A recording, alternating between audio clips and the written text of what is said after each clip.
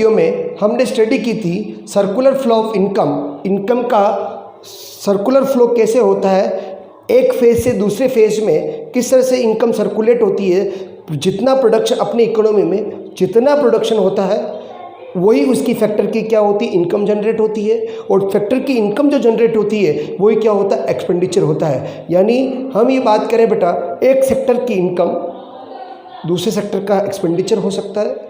तो इस तरह से इनकम सर्कुलेशन फ्लो तीन फेज में चलता था, production phase, income phase and expenditure phase. फिर इनकम का फ्लो दो तरह का होता था, एक रियल फ्लो और एक मॉनेटरी फ्लो।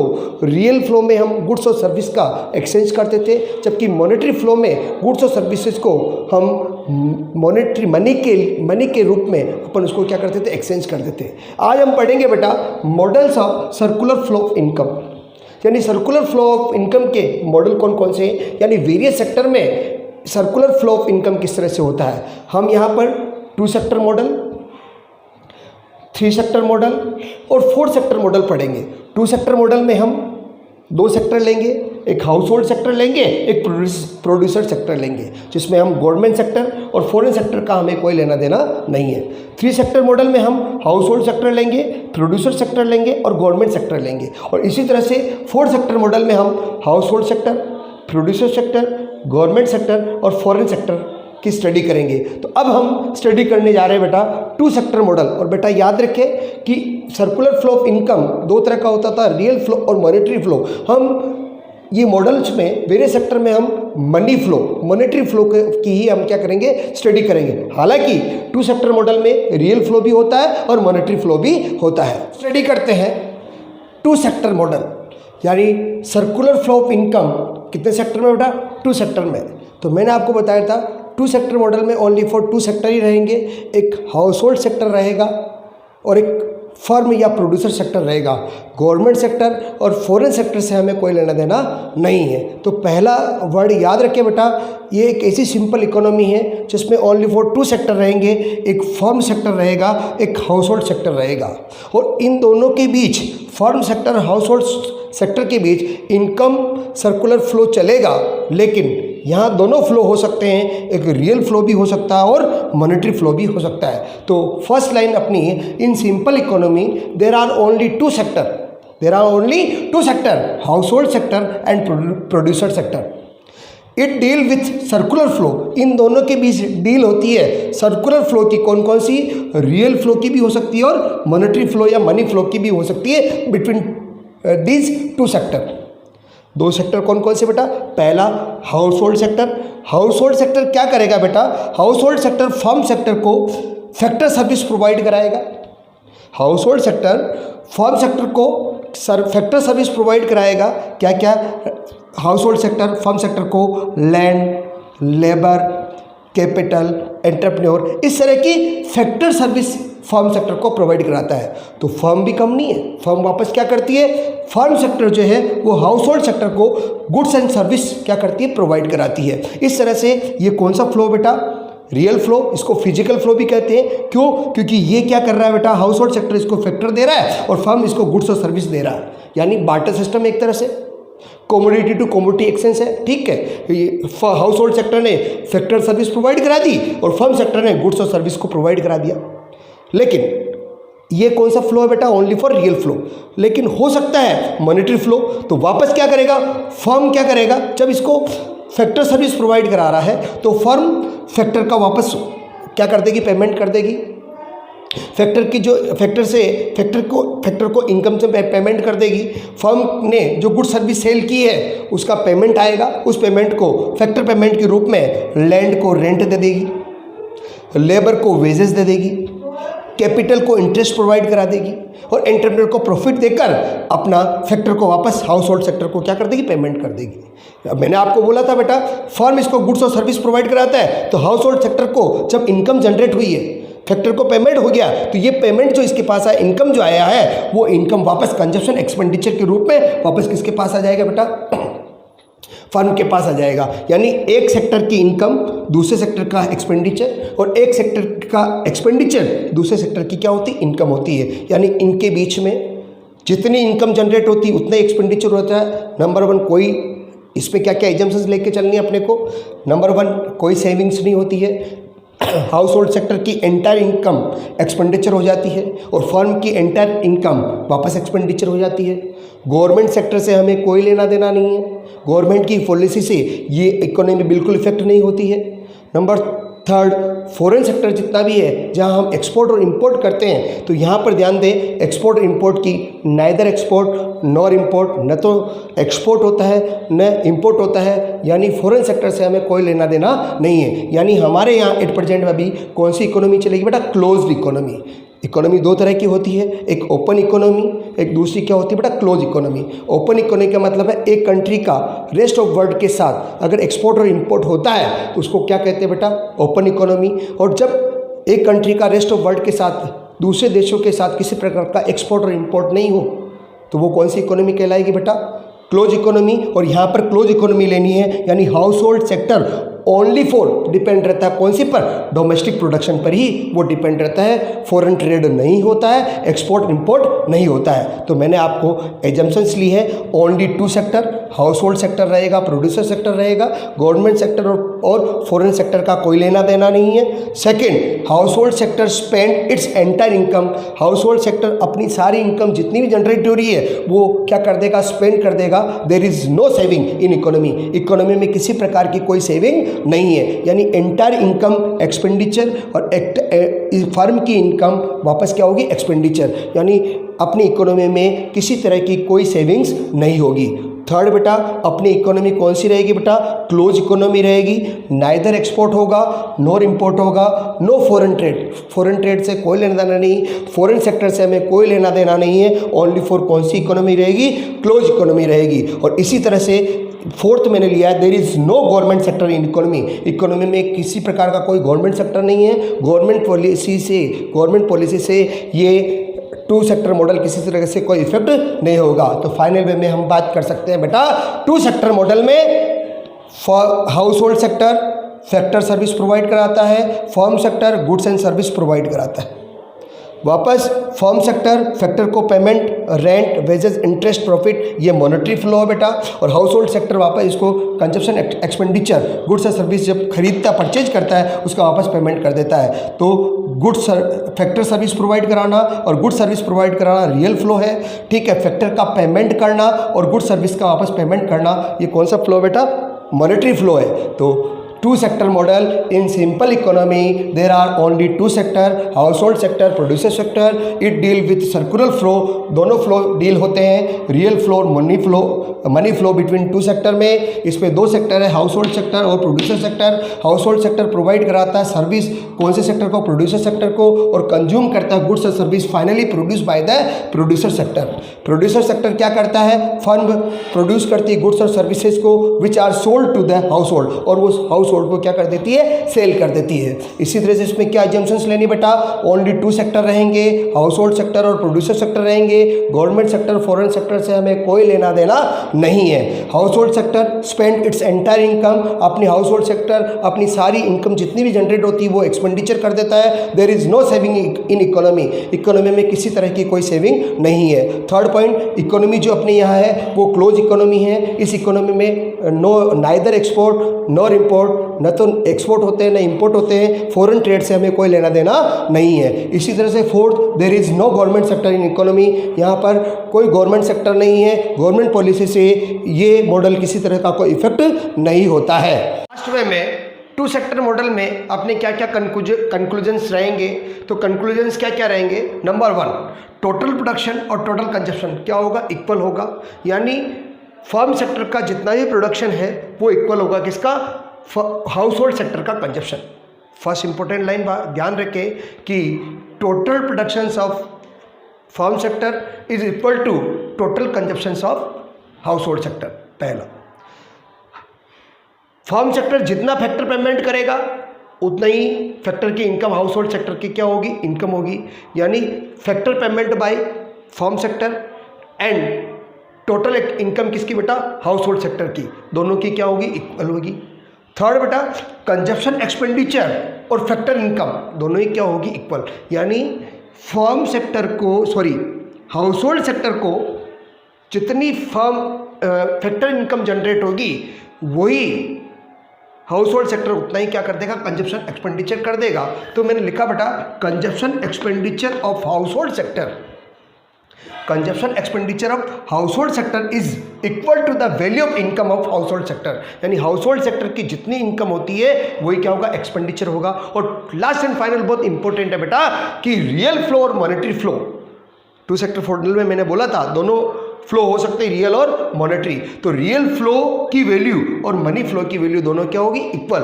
यानी real flow of production and consumption, real flow का प्रोडक्शन और कंजप्शन, जितना प्रोडक्शन उतना consumption is equal to money flow of income and expenditure. यानी दोनों ही हमेशा क्या होते हैं, इक्वल। तो real flow of production and consumption is equal to money flow of income and consumption. अब हम मॉडल की हमने स्टडी की और कंक्लूजन हमने लिया कि रियल फ्लो और मॉनेटरी फ्लो, इनकम और एक्सपेंडिचर दोनों इक्वल होते हैं और मार्केट में हाउस होल्ड सेक्टर के पास किसी तरह की कोई सेविंग नहीं होती है। लेकिन रियल लाइफ में अगर हम देखें तो चाहे वो हाउस होल्ड सेक्टर हो चाहे वो फर्म सेक्टर हो, अपनी इनकम से कुछ पार्ट आवश्यक क्या करता है, सेविंग करता है।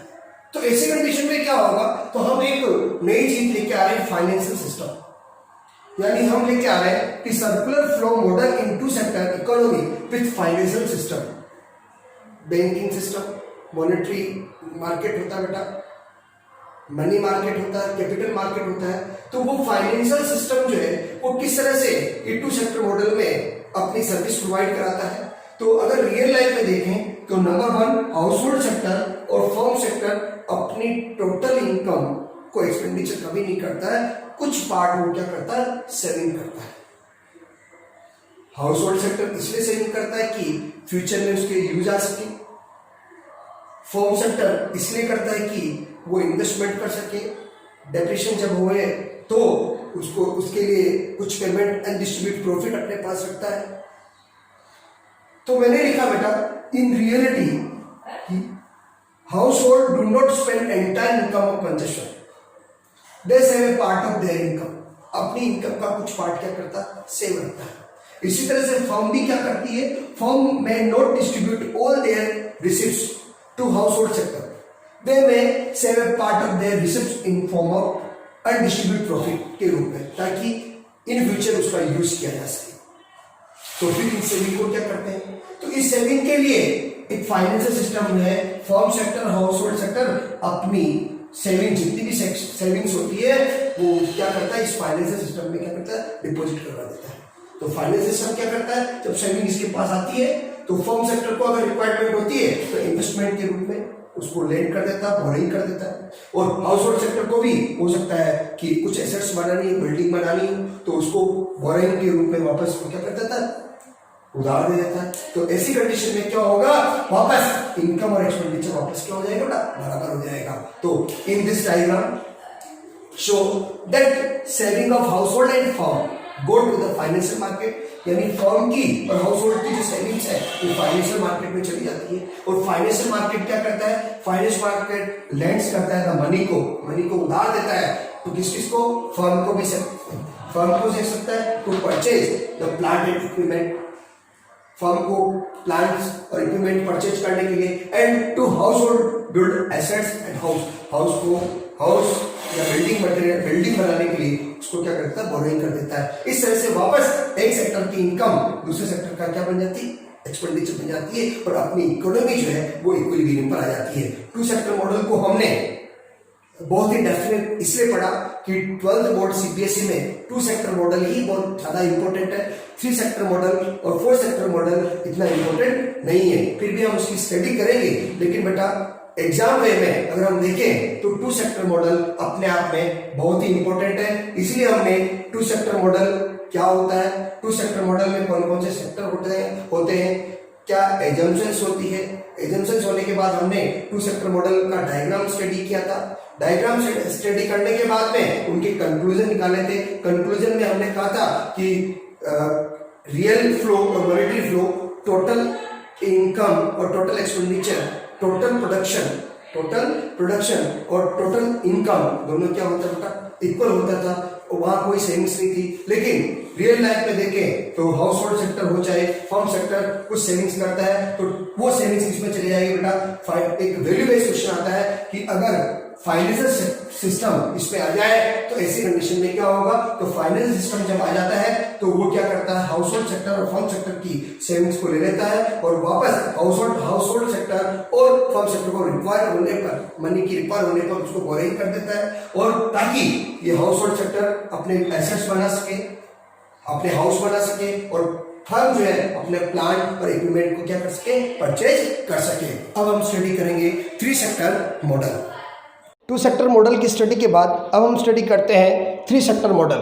तो अब इस 3 सेक्टर मॉडल में एक नया सेक्टर और एज्यूम कर लेते हैं अपन और वो नया सेक्टर इंक्लूड कर लेते हैं, कौन सा, गवर्नमेंट सेक्टर। 2 सेक्टर में हाउस होल्ड सेक्टर और फर्म सेक्टर था, अब एक नया सेक्टर और इंक्लूड हो गया, उसका नाम क्या बेटा, गवर्नमेंट सेक्टर। तो फर्स्ट लाइन है, we assume that there are 3 sector in economy. अब अपनी इकोनॉमी में 3 सेक्टर आ गए, first household sector, second firm sector और थर्ड गवर्नमेंट सेक्टर। और अगर रियल में देखें तो वास्तव में ये मॉडल ज़्यादा इंपॉर्टेंट है क्योंकि आज की इस मॉडर्न इकोनॉमी में गवर्नमेंट वेरियस इकोनॉमी एक्टिविटीज़ में परफॉर्म कर रही है। हर जगह गवर्नमेंट हर जगह नई नई एक्टिविटी प्रोवाइड कराती है। तो it is more realistic model है बेटा, because government perform various economic function in the modern economy. अब गवर्नमेंट क्या करती है, हमने देखा कि फर्म और हाउस होल्ड के बीच तो हमने मनी का फ्लो देख लिया, अब यहाँ ओनली फॉर हम मनी फ्लो पढ़ेंगे बेटा, रियल फ्लो नहीं पढ़ेंगे क्योंकि रियल फ्लो में गुड्स और सर्विस का एक्सचेंज होता था, सीसी इकोनॉमी चलती थी। अब हमारे पास गवर्नमेंट आ गया तो ये मनी फ्लो है। तो हाउस होल्ड सेक्टर और फर्म सेक्टर में तो हमने पहले पढ़ा था कि फर्म जो है वो फैक्टर पेमेंट कर देती थी और हाउस होल्ड सेक्टर जो है वो क्या कर देते, कंजप्शन का क्या कर देता था, एक्सपेंडिचर कर देता था और फर्म को पेमेंट कर देता था। लेकिन अब एक नया सेक्टर और इंक्लूड करते हैं, इसका नाम क्या बेटा, गवर्नमेंट सेक्टर। गवर्नमेंट सेक्टर की हम 2 एक्टिविटी पढ़ेंगे, एक तो पब्लिक रेवेन्यू और एक पब्लिक एक्सपेंडिचर। यानी गवर्नमेंट को या तो इनकम अर्न होती है या गवर्नमेंट क्या करती है, एक्सपेंडिचर करती है। तो गवर्नमेंट इनकम कैसे अर्न करेगी, गवर्नमेंट इनकम अर्न करने का एक ही इंपॉर्टेंट सोर्स है, वैसे तो बहुत सारे सोर्सेज है लेकिन इंपॉर्टेंट सोर्स जो है उसका नाम क्या बेटा, टैक्स। टैक्स 2 तरह के, एक डायरेक्ट होता है, इनडायरेक्ट टैक्स होता है। इनडायरेक्ट टैक्स को हम यहाँ एक्सप्लेन नहीं करेंगे हम, क्योंकि अपने यहाँ पर हम 2 सेक्टर ले रहे हैं, एक हाउस होल्ड सेक्टर और एक फर्म सेक्टर। तो बेटा ध्यान दो, गवर्नमेंट जो है हाउस होल्ड सेक्टर से टैक्स इम्पोज करती है और टैक्स लेती है, उसको कौन सा टैक्स को बात करते हैं बेटा, डायरेक्ट टैक्स है ना। डायरेक्ट टैक्स में जिसे इनकम टैक्स, यानी हाउस होल्ड सेक्टर से वो इनकम टैक्स ले लेती है। इसी तरह से फर्म से वो कॉर्पोरेट टैक्स भी डायरेक्ट टैक्स है बेटा। और इनकम टैक्स भी कौन सा टैक्स है बेटा, डायरेक्ट टैक्स है। तो टैक्स के रूप में हाउस होल्ड से और फर्म से ये इनकम अर्न कर लेती है। तो पहला public revenue, government earn revenue from various sector, दोनों सेक्टर से। Tax is the main source of revenue. Direct tax from house hold से ले लेती है और कॉर्पोरेट टैक्स फ्रॉम कहाँ से ले लेती है, फर्म से। और एक गवर्नमेंट के पास क्या हो जाती है, इनकम अर्न हो जाती है।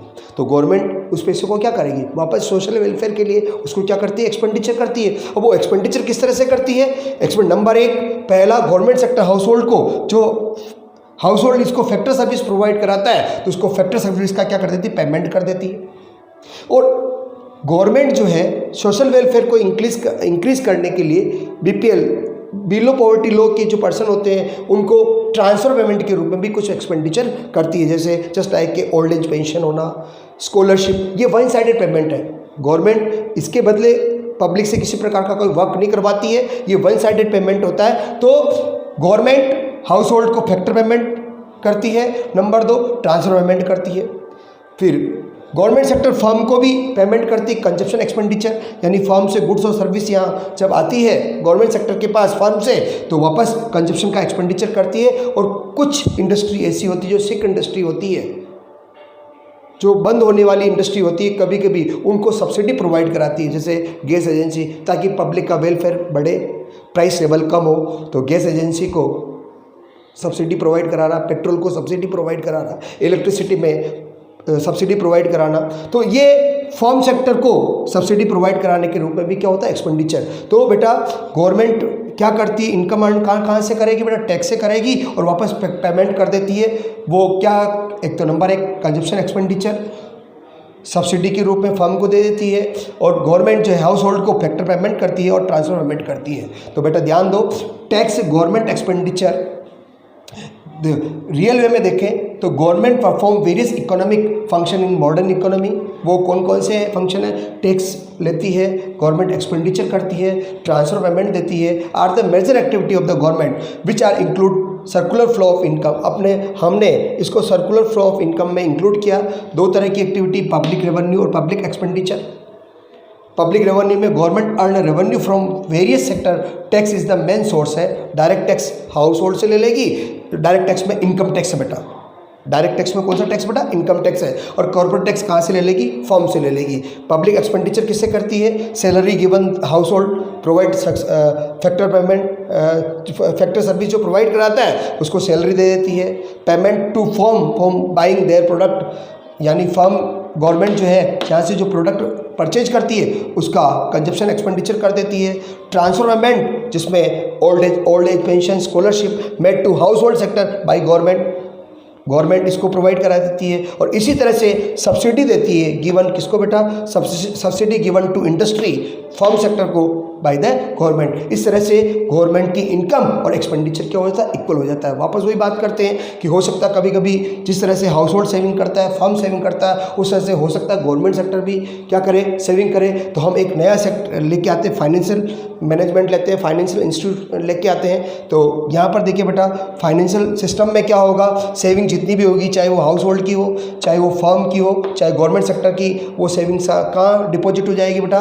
फाइनेंशियल सिस्टम में, बैंकिंग सेक्टर में चली जाएगी, मॉनेटरी सेक्टर में चली जाएगी, मनी मार्केट में चली जाएगी, कैपिटल मार्केट में चली जाएगी। और इनको रिक्वायर होने पर इनको बोरोइंग के रूप में, फर्म को बोरोइंग, हाउस होल्ड को बोरोइंग और गवर्नमेंट को बोरिंग के रूप में, ये फाइनेंशियल इंस्टीट्यूट है वो बोरिंग के रूप में वापस उसको दे देते हैं। इस तरह से एक सेक्टर की इनकम, दूसरे सेक्टर का एक्सपेंडिचर, इस तरह से ये सर्कुलर फ्लो जो है वो चलता रहता है। और हम यहाँ मानते हैं, जिस तरह से हमने माना था कि इनकम और एक्सपेंडिचर इक्वल होता है, इसी तरह से गवर्नमेंट के रेवेन्यू और एक्सपेंडिचर दोनों भी क्या होते हैं? इक्वल होते हैं। अगर इक्वल नहीं हो तो फाइनेंशियल सिस्टम आ जाता है और जो सेविंग्स और बोरोइंग के रूप में उसको क्या कर देता है? इक्वल कर देता है। इस तरह से हमारे पास में 3 सेक्टर मॉडल इंपॉर्टेंट है। इसमें क्या क्या बातें ध्यान रखनी है? तीसरा नया सेक्टर इंक्लूड करना है जिसका नाम क्या बेटा? Government sector. ये मोर रियलिस्टिक है। क्यों है? क्योंकि इसमें इकोनॉमी, आज की इस दुनिया में देखें, मॉडर्न इकोनॉमी देखें तो गवर्नमेंट बहुत सारे फंक्शंस करती है, वेरियस प्रोग्राम चलाती है। उसमें गवर्नमेंट क्या क्या एक्टिविटीज़ करती है? टैक्स लेती है, एक्सपेंडिचर करती है, ट्रांसफर पेमेंट देती है। गवर्नमेंट के पास 2 तरह की मेजर एक्टिविटी है, एक तो रेवेन्यू और एक्सपेंडिचर। रेवेन्यू किसके रूप में लेती है बेटा? टैक्स के रूप में। एक्सपेंडिचर कैसे करती है?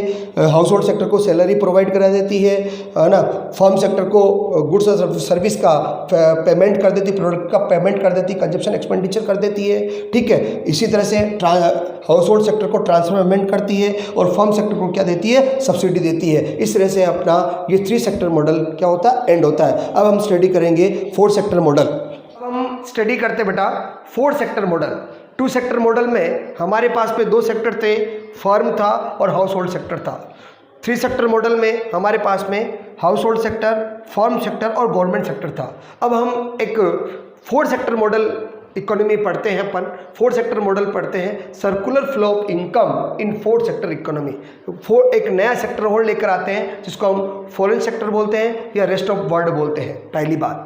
ठीक है। दूसरा, इसको ओपन इकोनॉमी मॉडल भी बोलेंगे। क्यों? क्योंकि क्लोज इकोनॉमी में एक कंट्री का दूसरी कंट्री से कोई इकोनॉमिक ट्रांजैक्शन नहीं होता था, कोई रिलेशन नहीं था। यानी household sector only for domestic product पर ही क्या था? डिपेंड था। अब यहाँ पर ओपन इकोनॉमी आ गया, यानी हमारा हाउस होल्ड सेक्टर और फर्म सेक्टर अपनी कंट्री पर ही डिपेंड ना होकर रेस्ट ऑफ वर्ल्ड पर भी क्या करता है? डिपेंड होता है। क्योंकि रेस्ट ऑफ वर्ल्ड या फॉरेन सेक्टर में 2 एलिमेंट्स आ जाते हैं, एक इंपोर्ट और एक क्या होता है बेटा? एक्सपोर्ट। अगर हम ये बात करें बेटा कि या तो 2 एलिमेंट्स हम इंक्लूड करेंगे, एक किसको करेंगे बेटा? एक्सपोर्ट को करेंगे, एक क्या करेंगे? इंपोर्ट को करेंगे। तो मैंने यह लिखा कि this model is represented open economy which include foreign sector of rest of world. इसको ओपन इकोनॉमी मॉडल भी बोलते हैं। आज के इस मॉडर्न टाइम में इकोनॉमी, एवरी इकोनॉमी, कोई भी इकोनॉमी हो, वो एडॉप्ट कर रही है किसको? ओपन इकोनॉमी मॉडल को, फोर्थ सेक्टर को इसलिए the shape of open economy which include export और import of goods and services. आज एवरी इकोनॉमी, हर कंट्री की इकोनॉमी एक्सपोर्ट और इंपोर्ट को क्या करती है, इंक्लूड करती है। अब बेटा याद रखो, अगर कोई इकोनॉमी इंपोर्ट करती है, अगर कोई क्या करती है, इकोनॉमी इंपोर्ट करती है, तो उसकी मनी का क्या होता है बेटा, आउटफ्लो होता है। यहाँ से इस कंट्री से रेस्ट ऑफ वर्ल्ड में उसकी मनी का क्या होगा बेटा, आउटफ्लो होगा। लेकिन अगर वो क्या करती है, एक्सपोर्ट करती है, तो मनी का क्या होगा बेटा, इनफ्लो होगा।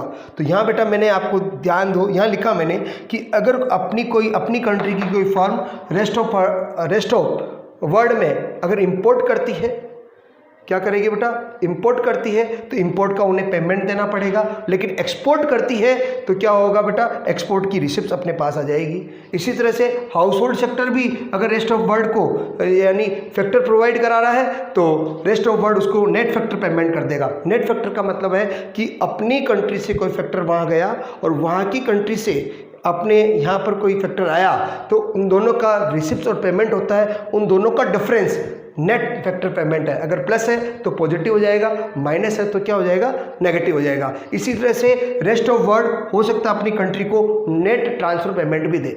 नेट ट्रांसफर पेमेंट का मतलब है कि कुछ हेल्प करने के लिए अदर कंट्री अपनी कंट्री को अगर कुछ स्कॉलरशिप्स दे रहा है, ठीक है, ग्रांट दे रहा है, कमीशंस दे रहा है, तो वो सारे क्या बेटा अपनी कंट्री को मिलने वाले कौन से बेटा, ट्रांसफर पेमेंट है। और अपनी कंट्री भी रेस्ट ऑफ वर्ल्ड को क्या कर सकती है, कुछ स्कॉलरशिप दे सकती है, कुछ हेल्प कर सकती है। तो ऐसी कंडीशन में इन दोनों का जो डिफरेंस होगा उसको क्या बोलते हैं बेटा, नेट ट्रांसफर पेमेंट। तो बेटा याद रखो बेटा कि अगर हमारी कंट्री दूसरी रेस्ट ऑफ वर्ल्ड को क्या करती है, इंपोर्ट करती है, इंपोर्ट का पेमेंट हमें देना पड़ेगा। और लेकिन एक्सपोर्ट करती है तो हमारे एक्सपोर्ट के हमारे पास क्या आएगी, रिसिप्ट आएगी। इस तरह से when an economy pay for imports outflow of money take place from that country to rest of world, यानी वो कंट्री रेस्ट ऑफ वर्ल्ड को क्या करेगी, इंपोर्ट का क्या कर देगी, पेमेंट कर देगी, जिससे मनी का क्या होगा, आउटफ्लो होगा। लेकिन when a country receive payment होगा फॉर द एक्सपोर्ट। अगर हम रेस्ट ऑफ वर्ल्ड को क्या कर रहे हैं बेटा, एक्सपोर्ट कर रहे हैं, तो इनफ्लो ऑफ मनी का क्या होगा, अपने पास में इनफ्लो होगा। कहाँ से बेटा, that country from rest of the world, अपनी कंट्री को रेस्ट ऑफ वर्ल्ड से। तो बिल्कुल फाइनल में एक ही बात याद रखनी है कि रेस्ट ऑफ वर्ल्ड को हम अगर इंपोर्ट कर रहे, रेस्ट ऑफ वर्ल्ड से अगर हम इंपोर्ट कर रहे हैं बेटा, तो हमें इंपोर्ट का पेमेंट करना पड़ेगा। और एक्सपोर्ट कर रहे हैं तो एक्सपोर्ट की क्या आएगी, रिसिप्ट आएगी। इसी तरह से रेस्ट ऑफ वर्ल्ड अपना नेट फैक्टर पेमेंट भी देता है, प्लस में है तो प्लस में, और माइनस में है तो हमें देना पड़ेगा। और इसी तरह से नेट ट्रांसफर पेमेंट भी देता है। इस तरह से हम कह सकते हैं कि फोर्थ सेक्टर इकोनॉमी में वापस एक फाइनेंशियल सेक्टर तो वही होता है कि सेविंग्स जितनी भी होती है वो सब फाइनेंस सिस्टम में चली जाती है ना। और इसी तरह से अगर गवर्नमेंट को, हाउस होल्ड को और फर्म को बोरिंग चाहिए तो वापस ले लेता है। इस तरह से इनकम और एक्सपेंडिचर का जो इक्वल पेमेंट चलता रहता है। इसी तरह से हम एक बात करें बेटा कंडीशन ऑफ इक्विलिब्रियम, जो आगे की क्लास में हम पढ़ेंगे कि अपना जितनी भी इनकम होती है बेटा वो 4 भागों में डिवाइडेशन होती है, कंजप्शन, इन्वेस्टमेंट, कंजप्शन एक्सपेंडिचर बेटा, इन्वेस्टमेंट एक्सपेंडिचर है, गवर्नमेंट एक्सपेंडिचर है, ये नेट एक्सपोर्ट है। तो नेट एक्सपोर्ट भी हो सकता है और नेट इंपोर्ट। अगर एक्सपोर्ट ज़्यादा है किससे बेटा, इंपोर्ट से, तो हम प्लस करेंगे, उसको नेट एक्सपोर्ट बोलते हैं। और अगर इंपोर्ट ज़्यादा है किससे बेटा, एक्सपोर्ट से, तो हम यहाँ क्या करेंगे बेटा, माइनस करेंगे, क्योंकि उसको नेट इंपोर्ट बोलते हैं। इस तरह से फोर्थ सेक्टर इकोनॉमी में हमारे पास एक नया सेक्टर फाइनल वे में आया, rest of world, foreign sector आया। और फॉरेन सेक्टर से अगर हम इंपोर्ट करते हैं तो इंपोर्ट का हमें पेमेंट देना पड़ेगा, और एक्सपोर्ट करते हैं तो एक्सपोर्ट की हमारे पास क्या आएगी बेटा, रिसिप्ट आ जाएगी। इस तरह से हमारी जो नेशनल इनकम है वो 4 पार्ट है, कंजप्शन एक्सपेंडिचर के रूप में, इन्वेस्टमेंट एक्सपेंडिचर के रूप में, गवर्नमेंट एक्सपेंडिचर के रूप में, और फोर्थ आपका नेट एक्सपोर्ट या नेट इंपोर्ट के रूप में। इस तरह से हमारे पास में चारों sector model, 2 sector model, 3 sector model और 4 सेक्टर मॉडल की हमने क्या की, स्टडी की। लेकिन अब प्रॉब्लम आती है कि कभी कभी लीकेज और इंजेक्शन होते हैं, कुछ पेमेंट हमारा जो है इस इनकम सर्कुलेशन फ्लो में आ ही नहीं पाता है, वो अपनी इकोनॉमी से बाहर चला जाता है, वो लीकेज होगा।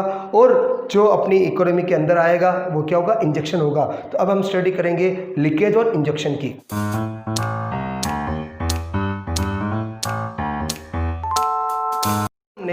To sector model, three sector model और फोर्थ सेक्टर मॉडल की स्टडी की, लेकिन इन तीनों मॉडल में कुछ लीकेज होते हैं और कुछ इंजेक्शंस होते हैं। अब आप कहोगे सर ये लीकेज और इंजेक्शन क्या होते हैं? इंजेक्शन का मीन्स क्या होता है? इंजेक्शन यानी इंजेक्ट, यानी कुछ वेरिएबल फ्लो वेरिएबल्स ऐसे होते हैं जो अपनी इकोनॉमी को क्या करते हैं? एक्सपांड करते हैं, जो अपने प्रोडक्शन प्रोसीजर को क्या करते हैं? इंक्रीज करते हैं। वो वेरिएबल जो है अपनी इकोनॉमी में क्या होंगे बेटा? इंजेक्ट होंगे।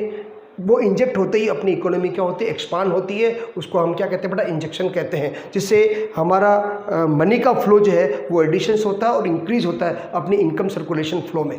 तो मैंने इंजेक्शन के लिए लिखा बेटा, these are those flow variables which have increase in the process of production, यानी अपने प्रोडक्शन प्रोसीजर को, अपनी इकोनॉमी में प्रोडक्शन प्रोसीजर को क्या करते हैं? वो वेरिएबल फ्लो वेरिएबल इंक्रीज करते हैं, जिसमें additions of money to circular flow of income, यानी हमारे सर्कुलर फ्लो मनी में मनी का क्या होता है? एक्सपांशन होता है, एडिशंस होती है, जिससे हमारी इकोनॉमी और क्या होती है? एक्सपांड होती है।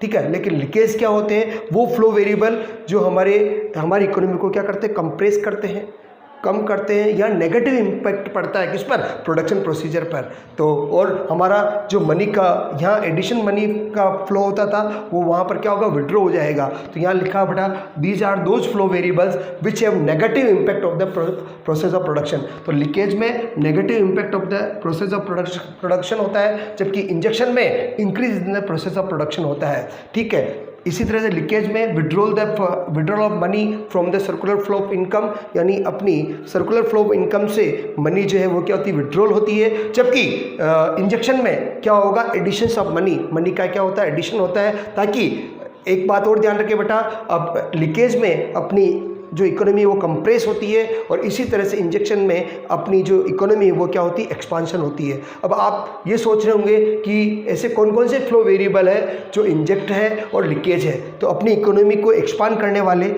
वेरिएबल कौन कौन से हैं और लीकेज करने वाले? तो टू सेक्टर मॉडल में हमारी इकोनॉमी को कंप्रेस कौन करेगा? सेविंग्स। अगर इससे अपनी इकोनॉमी से सेविंग्स अगर बाहर निकल गई तो प्रोडक्शन प्रोसीजर जो है वो क्या हो गया? डिक्रीज हो जाएगा, है ना, उस पर नेगेटिव इंपैक्ट पड़ेगा। लेकिन वही सेविंग कन्वर्ट होकर किस में चली गई बेटा? इन्वेस्टमेंट में। तो इन्वेस्टमेंट से अपनी इकोनॉमी में वापस मनी का क्या होगा बेटा?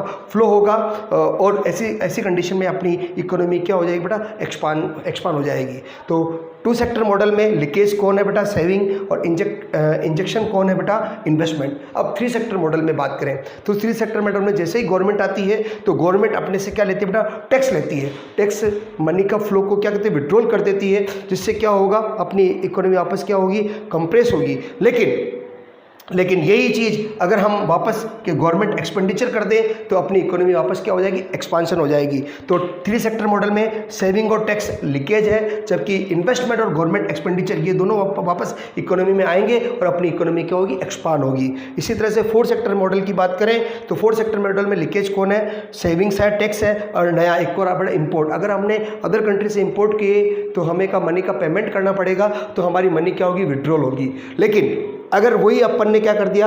एक्सपोर्ट कर दिए तो हमारे को क्या होगा? मनी के वापस रिसीव पेमेंट आएगा और अपनी इकोनॉमी क्या होगी? एक्सपांड होगी। तो फाइनल वे में हम बात करते हैं टू सेक्टर मॉडल में लीकेज कौन है बेटा? सेविंग है, और इंजेक्शन कौन है बेटा? इन्वेस्टमेंट। थ्री सेक्टर मॉडल में लीकेज कौन है? सेविंग और टैक्स, है ना, और थ्री सेक्टर मॉडल में इंजेक्शन कौन है? इन्वेस्टमेंट और गवर्नमेंट एक्सपेंडिचर। फाइनल वे में फोर्थ सेक्टर मॉडल में कौन है बेटा? लीकेज कौन है? सेविंग है, टैक्स है और इंपोर्ट है। और इसी तरह से फोर्थ सेक्टर मॉडल में इंजेक्शन कौन है बेटा? इन्वेस्टमेंट करो, एक्सपांड होगा, एक्सपोर्ट करो, एक्सपांड होगा, और गवर्नमेंट एक्सपेंडिचर करो, एक्सपांड। तो कुल मिलाकर इंजेक्शन का मतलब होता है कि जो प्रोडक्शन प्रोसीजर पर यानी प्रोसेस ऑफ प्रोडक्शन को इंक्रीज करे और पॉजिटिव इम्पैक्ट डाले, उसको तो हम क्या कहते हैं बेटा? इंजेक्शन करते हैं। और जिसमें मनी की क्या होती है? एडिशन होती है। लेकिन लीकेज में क्या होता है? वो फ्लो वेरिएबल जो नेगेटिव इम्पैक्ट डालते हैं किसी प्रोसेस ऑफ प्रोडक्शन पर, और मनी का क्या होता है? विड्रॉल होता है। इस तरह से हमारा ये टॉपिक आज यहाँ क्या होता है? एंड होता है, सर्कुलर फ्लो ऑफ इनकम।